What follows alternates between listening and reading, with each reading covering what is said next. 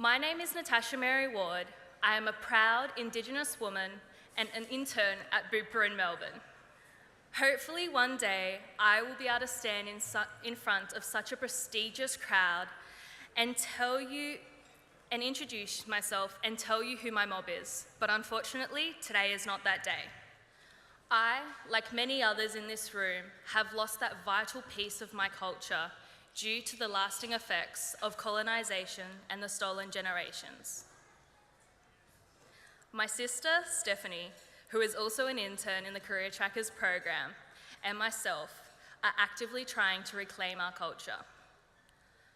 However, it can be very hard. My pop turned 90 1 month ago. He grew up in the middle of the stolen generations. This was a time where you would deny your heritage by force or to try and fit in with the community. For my pop, this has meant being disconnected from his family and ashamed of his Aboriginality. This mindset of being ashamed of your heritage has been passed down in my family.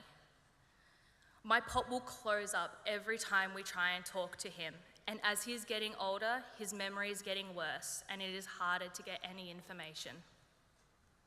Luckily, Stephanie and I were always told by our mama to be proud of our culture, and we have always grown up seeking opportunities to be part of it. I was known to get very passionate about Aboriginal issues in class. I had many arguments with my classmates about the lack of Indigenous history taught in our schools and about stereotyping, how we don't all look one way, and that does not make me any less Aboriginal. Stephanie and I and many other Indigenous peoples are pushing and fighting to keep our amazing cultures alive. The integration of Indigenous education and culture is an amazing way to be able to educate both Indigenous and non-Indigenous peoples to the histories and rich cultures of our homeland.